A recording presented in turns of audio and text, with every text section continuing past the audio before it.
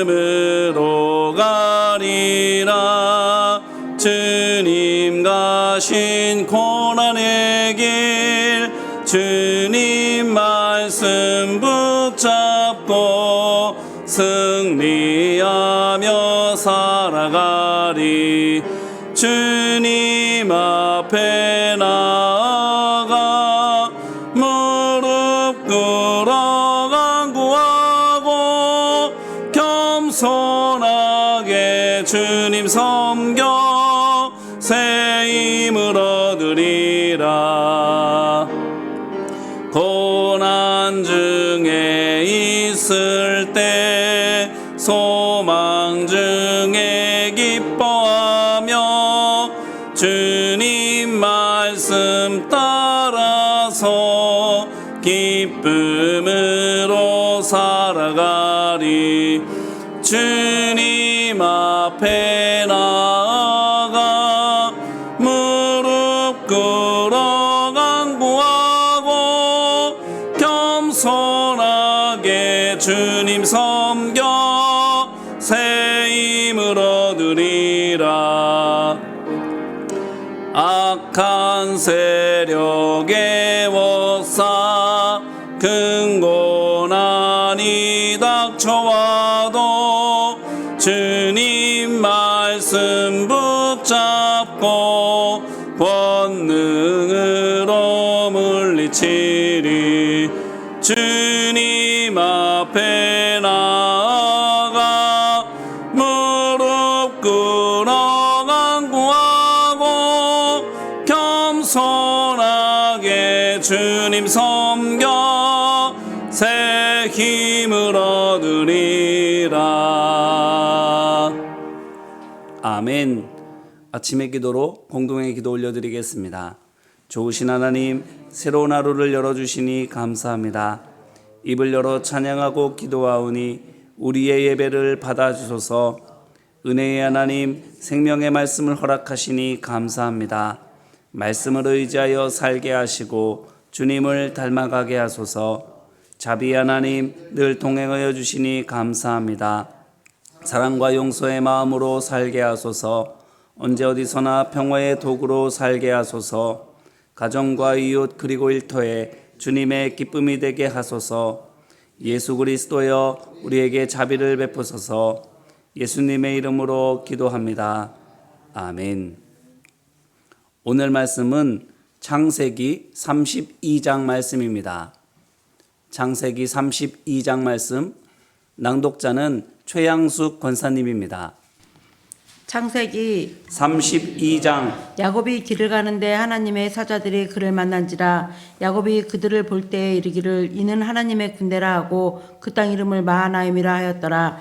야곱이 세일 땅 에돔들에 있는 형 에서에게로 자기보다 앞서 사자들을 보내며 그들에게 명령하여 이르되 너희는 내 주 에서에게 이같이 말하라. 주의 종 야곱이 이같이 말하기를 내가 라반과 함께 거류하며 지금까지 머물러 있었사오며 내게 소와 나귀와 양떼와 노비가 있으므로 사람을 보내어 내 주께 알리고 내 주께 은혜 받기를 원하나이다 하라 하였더니 사자들이 야곱에게 돌아와 이르되 우리가 주인의 형 에서에게 이른즉 그가 400명을 거느리고 주인을 만나려고 오더이다. 야곱이 심히 두렵고 답답하여 자기와 함께한 동행자와 양과 소와 낙타를 두 떼로 나누고 이르되 에서가 와서 한 떼를 치면 남은 한 떼는 피하리라 하고 야곱이 또 이르되 내 조부 아브라함의 하나님 내 아버지 이삭의 하나님 여호와여 주께서 전에 내게 명하시기를 내 고향 내 족속에로 돌아가라. 내가 내게 은혜를 베풀리라 하셨나이다. 나는 주께서 주의 종에게 베푸신 모든 은총과 모든 진실하심을 조금도 감당할 수 없사오나 내가 내 지팡이만 가지고 이 요단을 건넜더니 지금은 두 때나 이루었나이다. 내 주께 간구하오니 내 형의 손에서 에서의 손에서 나를 건져내시옵소서. 내가 그를 두려워함은 그가 와서 나와 내 처자들을 칠까 겁이 나기 때문이이다. 주께서 말씀하시기를 내가 반드시 내게 은혜를 베풀어 내 씨로 바다에 셀 수 없는 모래와 같이 많게 하리라 하셨나이다. 야곱이 거기서 밤을 지내고 그 소유 중에 형 에서를 위하여 예물을 택하니 암염소가 200이요 순염소가 20이요 암양이 200이요 순양이 20이요 전나는 낙타 30과 그 새끼요 암소가 40이요 황소가 10이요 암나귀가 20이요 그 새끼 나귀가 10이라. 그것을 각대로 나누어 종들이 손에 맡기고 그의 종에게 이르되 나보다 앞서 건너가서 각대로 거리를 두게 하라 하고 그것도 앞선 자에게 명령하여 이르되 내 형 에서가 너를 만나 묻기를 내가 누구의 사람이며 어디로 가느냐 내 앞에 것은 누구의 것이냐 하거든 대답하기를 주의 종 야곱의 것이요 자기 주 에서에게로 보내는 예물이오며 야곱도 우리 뒤에 있나이다 하라 하고 그 둘째와 셋째와 각대를 따라가는 자에게 명령하여 이르되 너희도 에서를 만나거든 곧 이같이 말하라 이같이 그에게 말하고 또 너희는 말하기를 주의 종 야곱이 우리 뒤에 있다 하라 하니 이는 야곱이 말하기를 내가 내 앞에 보내는 예물로 형의 감정을 푼 후에 대면하며 형이 혹시 나를 받아주리라 함이었더라. 그 예물은 그의 앞서 보내고 그 무리 가운데서 밤을 지내다가 밤에 일어나 두 아내와 두 여종과 11 아들을 인도하여 야복 나루를 건널세 그들을 인도하여 시내를 건너가게 하며 그의 소유도 건너가게 하고 야곱은 홀로 남았더니 어떤 사람이 날이 새도록 야곱과 씨름하다가 자기가 야곱을 이기지 못함을 보고 그가 야곱의 허벅지 관절을 치매 야곱의 허벅지 관절이 그 사람과 씨름할 때에 어긋났더라. 그가 이르되 날이 새려하니 나로 가게 하라. 야곱이 이르되 당신이 내게 축복하지 아니하면 가게 하지 아니하겠나이다. 그 사람이 그에게 이르되 내 이름이 무엇이냐. 그가 이르되 야곱이니이다. 그가 이르되 내 이름을 다시는 야곱이라 부를 것이 아니요 이스라엘이라 부를 것이니 이는 내가 하나님과 및 사람들과 겨루어 이겼음이니라. 야곱이 청하여 이르되 당신의 이름을 알려주소서. 그 사람이 이르되 어찌하여 내 이름을 묻느냐 하고 거기서 야곱에게 축복한지라. 그러므로 야곱이 그곳 이름을 브니엘이라 하였으니 그가 이르기를 내가 하나님과 대면하여 보았으나 내 생명이 보존되었다 함이더라. 그가 브니엘을 지날 때 해가 돋았고 그의 허벅다리로 말미암아 절었더라. 그 사람이 야곱의 허벅지 관절이 있는 둔부의 힘줄을 쳤으므로 이스라엘 사람들이 지금까지 허벅지 관절에 있는 둔부의 힘줄을 먹지 아니하였더라. 아멘. 아멘. 이는 생명의 말씀입니다. 하나님 감사합니다. 오늘 말씀은 창세기 32장 말씀입니다. 야곱에 관한 말씀인데요. 야곱 이야기는 창세기 25장에 처음으로 나왔고 27장부터 전격적으로 시작해서 35장에 끝나게 되는데 내용을 보시면 잘 아시겠지만 영화 그 자체입니다.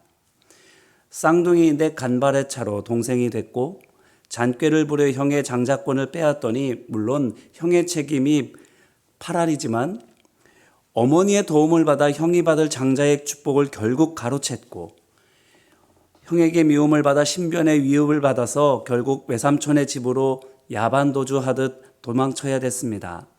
가는 도중에 자기를 찾아오신 하나님을 만나 뵈었고 함께 하시겠다는 하나님의 약속을 받고 외삼촌 라반의 집으로 가지요. 가서는 한동안은 꽃길이었습니다. 총명하기 때문에 하는 일마다 잘 돼서 인정을 받았고 외삼촌의 둘째 딸 라헬과도 불같은 연애를 하면서 시간 가는 줄을 모르고 행복한 나날을 보내었더랬습니다. 그러나 야곱의 인생에 또다시 먹구름이 드리워졌는데 외삼촌의 외통수에 걸려서 관심이 전혀 없던 레아와 결혼을 해야 했고 또한 종처럼 일하는 시간 역시 배로 늘어나게 되었습니다. 우여곡절 끝에 사랑하는 라헬과 결혼에 성공을 했지만 라헬은 아이를 낳지 못하고 레아만 아이를 낳으니 어떻게 됩니까? 두 아내의 등살에 들들 볶여야 될 수밖에 없었지요. 직장에서도 문제였습니다.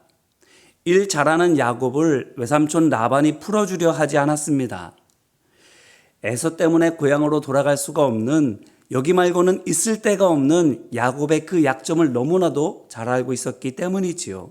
하여 일은 일대로 부려먹으면서 품삯은 제대로 주지 않는 등 말이 사위지 사실은 머슴이나 다름이 없었습니다.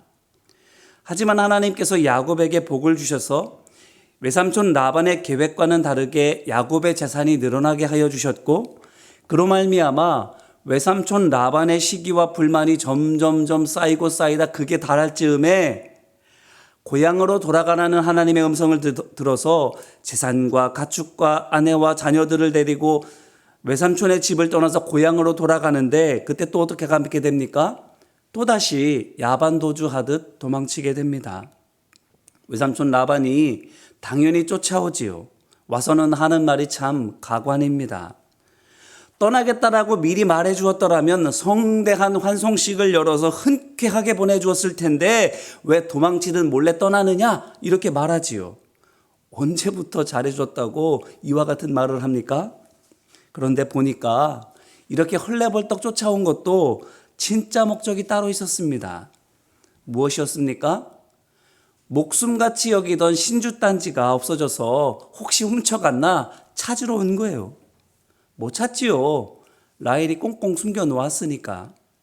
낭패다 싶은데 설상가상으로 야곱으로부터 한 말이 듣습니다.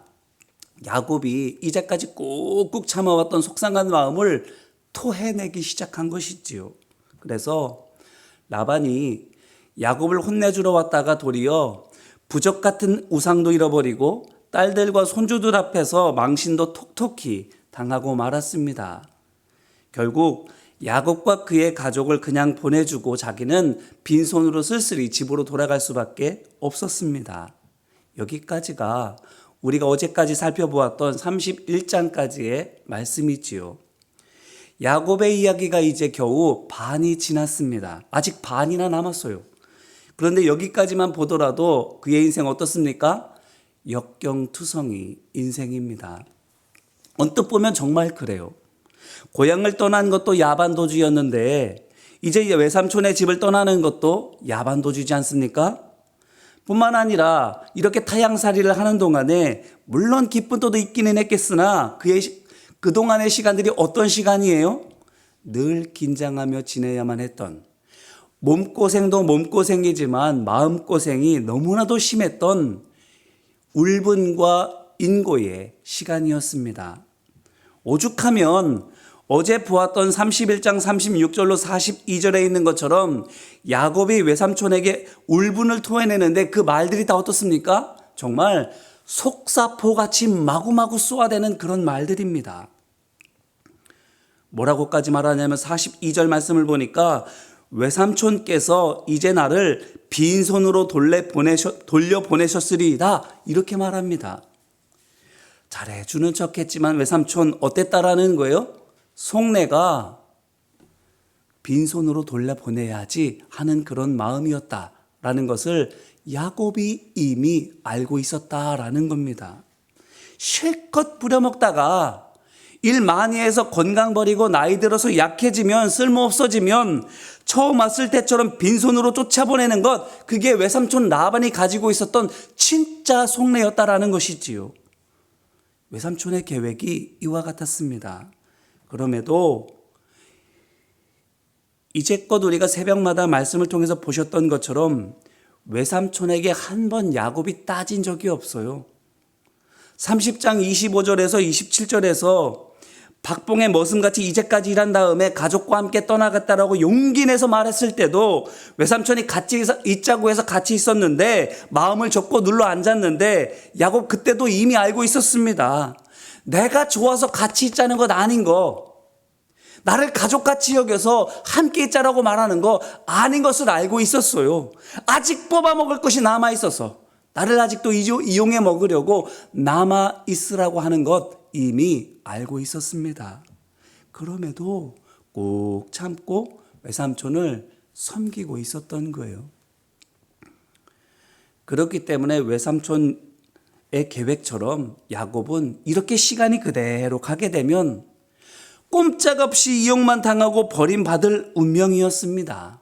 그런데 어떻습니까? 야반도주로 시작해서 머슴같이 죽도록 이용만 당하다 빈손으로 쫓겨나기 전에 또다시 야반도주하는 야곱의 인생, 정말 가련하기 짝이 없지 않습니까? 그런데 또다시 도망치고 있는 야곱을 조금 더 가까이 들여다보게 되니까 어떻습니까? 아내들도 있고 자녀들도 있고 종들도 있고 재산도 있습니다. 혼자 빈손으로 왔으나 지금은 혼자도 아니고 빈손도 아닌 것이지요. 어떻게 이렇게 되었을까요? 결론적으로 말씀을 드리면 모두 하나님의 은혜인 줄로 믿습니다. 하나님께서 어떻게 하시는지 한번 보실까요? 미리 말씀을 드리지만 처음에는 하나님의 일하심이 드러나 보이지 않습니다. 그러다가 점점 차차차차 나타나고 드러나다가 나중에는 직접 하나님께서 나타나셔서 말씀하시는 정도까지 발전하는 것을 우리가 볼 수 있어요. 한번 보세요. 자, 야곱이 외삼촌의 집으로 가는 도중에 루스에서 하나님을 체험했지요. 그 뒤에 루스로부터 외삼촌의 집에 도착하고 레아와 라헬과 결혼하기까지는 이 말씀이 29장 1절로 30절 말씀에 있는데 어때요? 하나님에 관한 구절이 단 한 군데에도 나오지 않아요. 루스에서 하나님을 만나 그곳을 베델이라 이름을 짓고 거기서부터 외삼촌의 집에 가고 거기에서 아내들을 만나 결혼하기에 이르기까지 하나님께서 어떻게 하셨다라는 말씀이 없습니다. 그런데 아내들이 자녀를 낳을 때에 하나님께서 아내들의 태를 열어주시는 이야기가 29장 31절, 30장 1절, 17절, 22절 말씀에 나와요. 그리고는 이어서 야곱이 외삼촌의 양과 염소를 돌볼 때에 야곱의 몫이 어땠어요? 검거나 얼룩덜룩한 것들만 그의 몫이 되었지요. 야곱으로서는 매우 불리한 조건에 품삯을 받는 조건이 된 겁니다. 그런데 어떻게 됐어요? 말도 아니게 그의 소유가 막 늘어나게 되지요. 어찌된 일인가 보니까 어떻습니까? 원인이 31장 5절로 10절 말씀에 있는데 바로 하나님께서 하신 것입니다. 외삼촌 라반의 관계와 야곱에 대한 부당한 처우를 하나님께서 보셨어요. 그래서는 라반의 양과 염소에게서 검거나 얼룩덜룩한 새끼가 주로 태어나게 하나님께서 하셨어요. 사람의 힘으로 아무리 그것을 하려고 해도 될 수 없는 그 일을 하나님께서 조정하셔서 하나님께서 야곱의 재산만 많아지게 하신 거예요. 그런데 여기에서 더 중요한 것은 우리가 주목해 봐야 할 것은 31장 10절 말씀입니다. 그 양떼가 새끼 뵐 때에 내가 꿈에 눈을 들어보니 양떼를 탄 순양은 다 얼룩무늬 있는 것과 점 있는 것과 아롱진 것이었더라. 이 말씀에서 우리가 볼 수 있는 거예요. 하나님께서 사람의 힘으로 할 수 없는 이것을 행해 주셨는데 더 중요한 게 무엇이다? 야곱이 이와 같은 하나님의 역사를 꿈으로 보기 시작했다는 거예요. 그래요. 말씀드렸죠? 야곱 외삼촌의 집에 무사히 도착하고 거기에서 연애와 결혼을 할 때만 해도 하나님께서 나와 함께 하신다라는 믿음이 막연하게 있기만 했지 어떻게 하나님께서 나와 함께 하시며 어떻게 나에게 역사해 주시는지는 몰랐어요. 그런데 아내들에게서 자녀들이 태어나면서부터 조금씩 느껴지기 시작합니다. 아, 하나님께서 정말 나와 함께 하시는구나. 레아의 외로움을 위로하시는 것을 통해서 라헬의 억울함을 하나님께서 만져주시는 것을 야곱이 보면서 야 정말 이거 하나님께서 함께 하시나 보다 조금씩 느껴지기 시작하는 겁니다. 그러다가 함께 하시는 하나님을 믿고 외삼촌 라반의 교묘한 속임수와 부당한 대우에도 묵묵히 내 할 일을 감당하고 있으니까 악조건 가운데에도 하나님께서 전화위복하여 주시는데 역사해 주시는데 그걸 꿈으로 보고 하나님의 역사를 깨달아 아는 지경에까지 이르게 되는 거예요. 어때요? 점점 또렷해지고 있지 않습니까? 하나님께서 나와 함께 하심이 야곱의 눈에 점점 명확하게 보여지기 시작하는 거예요. 그런데 이게 끝이 아닙니다. 31장 11절 말씀을 한번 보시기를 바라요. 31장 11절 말씀인데 아내들 앞에서 야곱이 증언하는 말입니다. 이렇게 말해요. 꿈에 하나님의 사자가 내게 말씀하시기를. 아멘. 뭐라 말하고 있는 거예요? 하나님께서 내게 직접 말씀해 주셨다라는 거예요.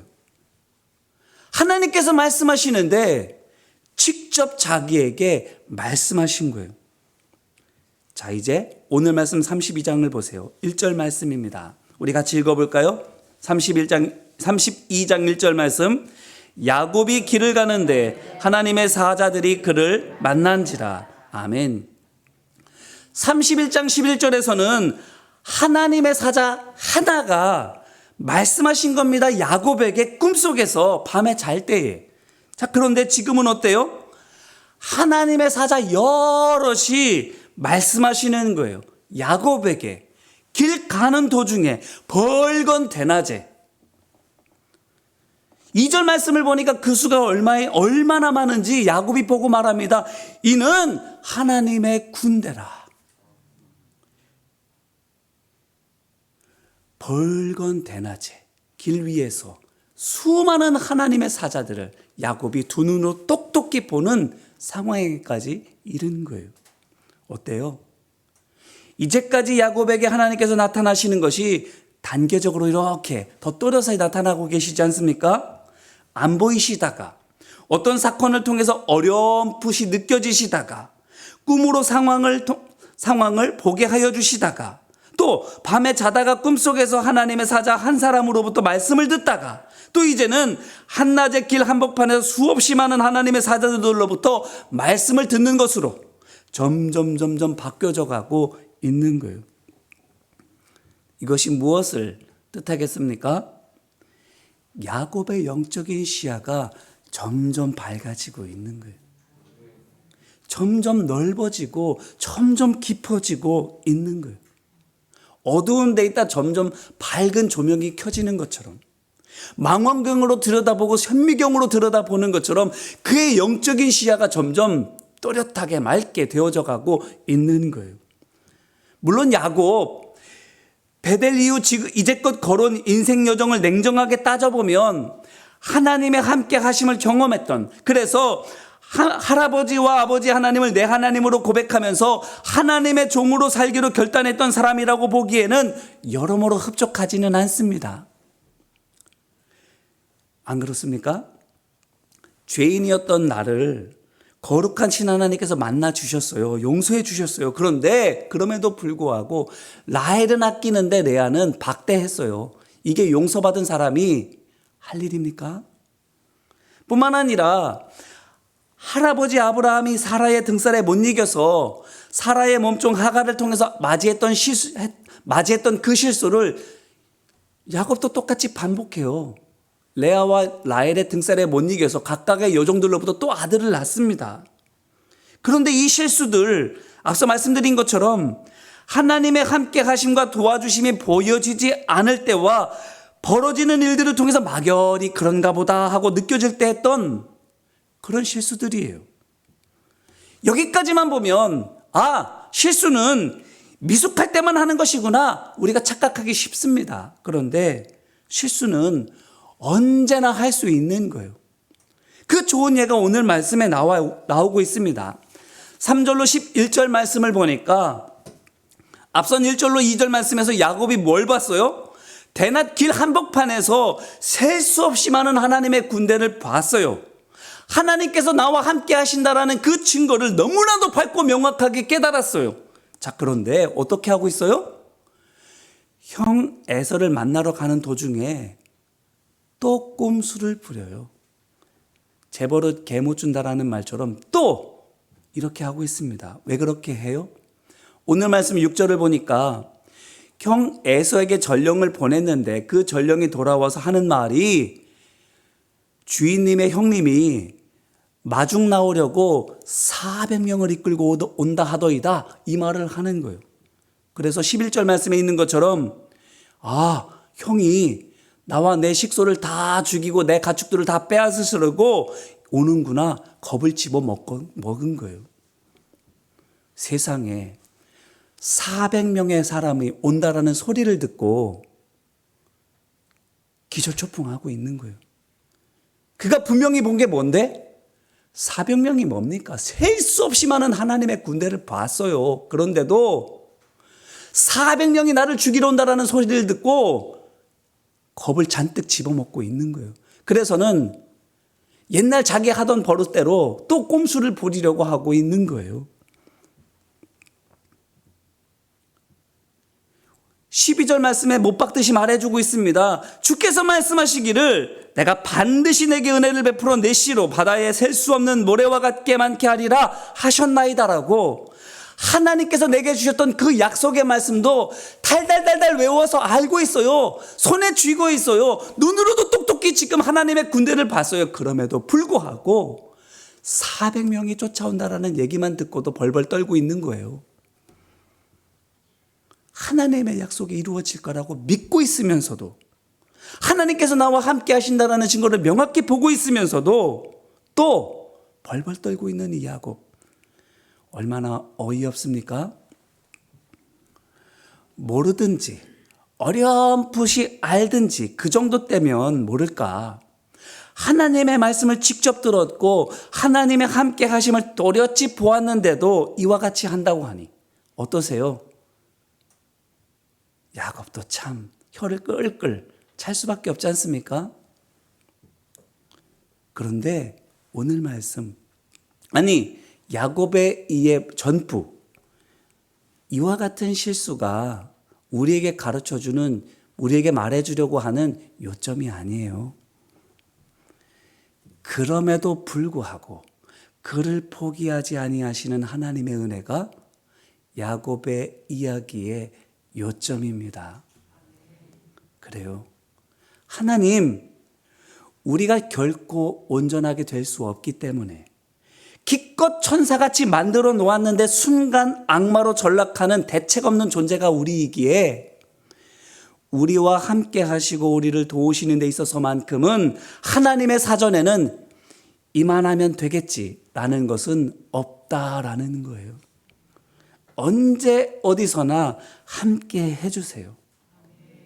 이런 것도 도와주시나 싶은 것까지 도와주세요. 갓난아기 돌보는 것처럼 그렇게 우리를 사랑으로 보살펴 주시는 하나님이 우리 하나님이시라는 것을 야곱의 인생을 통해서 우리에게 가르쳐주고 계시는 겁니다. 이제 이 말씀으로 우리 자신을 돌아보기를 바라요. 하나님의 함께 하심, 하나님의 지켜주심, 하나님의 보호하여 주심, 하나님의 인도하여 주심 믿습니까?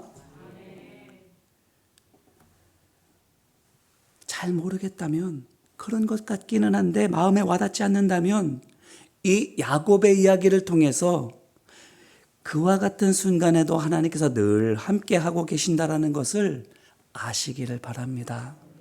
뿐만 아니라 실수는 모르거나 막연히 알 때만 하는 것이 아니라는 사실도, 분명 내가 깨어있는 것 같은데, 내가 분명 바로 선 것 같은데 그때도 할 수 있다는 그 사실도 인정하시기를 바랍니다.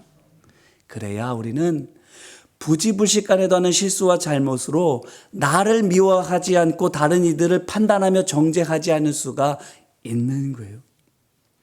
내일 가서 야곱의 오늘 말씀 그 뒷부분과 32장 말씀을 가지고 야곱의 인생에 대해서 다시 한번 말씀을 드리겠지만, 야곱이 나를 미워하지 않고 다른 이들을 함부로 판단하며 정죄하지 않는 죄에 빠지지 않게 되는 것, 바로 이것을 알았기 때문인 거예요.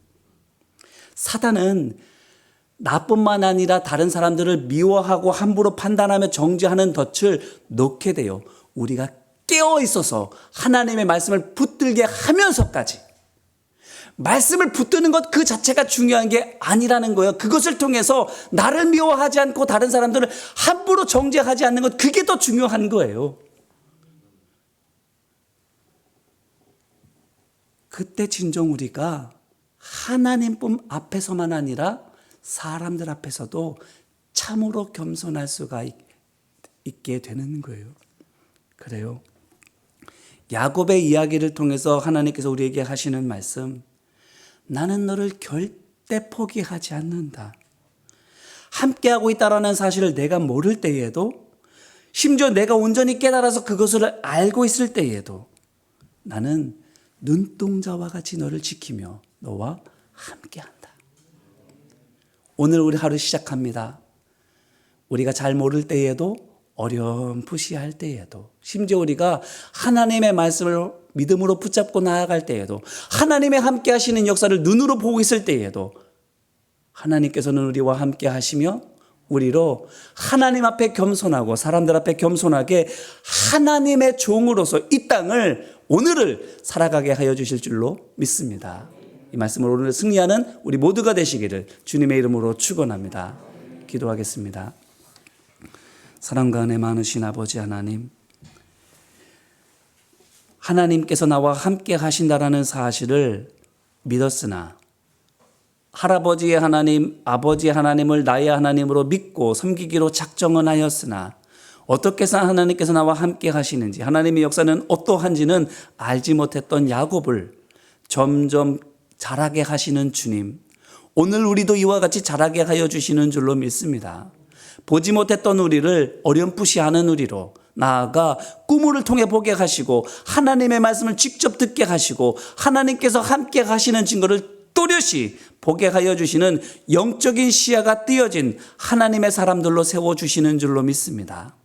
주님, 보는 것만도 감사한데, 아는 것만도 감사한데 우리로 알지만 그럼에도 불구하고 연약하여 넘어질 수밖에 없는 우리를 그때에도 붙들어 주셔서 실수하고 넘어지는 그 모든 순간마다 사랑의 손길로 붙들어 주시고 일으켜 세워주시는 것을 또한 믿고 감사를 드립니다. 오늘 우리 믿음으로 걸어갑니다. 실수하고 넘어질 때에도 하나님께서 함께 하심을 의지하며 다시 일어서기를 원합니다. 야곱의 인생과 같이 오늘 우리가 주님 앞에 한 걸음 한 걸음 믿음으로 걸어가게 하여 주셔서 실수와 잘못조차도 합력하여 선이 되게 하여 주시고 전화위복의 역사가 되는 하나님의 놀라우신 은혜를 경험하며 살아가는 복된 오늘 하루 될 수 있도록 인도하여 주옵소서. 이제는 우리 주 예수 그리스도의 은혜와 하나님 아버지의 사랑과 성령님의 우리의 마음에 깨닫는 지혜 허락하여 주시고 삶의 능력으로 역사하여 주심이 하나님의 말씀을 붙들고 믿음으로 살아가며 모든 순간에 하나님과 사람 앞에 겸손하기를 위하여 한 걸음 한 걸음 믿음과 사랑으로 살아가는 모든 하나님의 백성들 위해 이제와 같이 영원히 함께 하여 주시기를 간절히 축원하옵나이다. 아멘.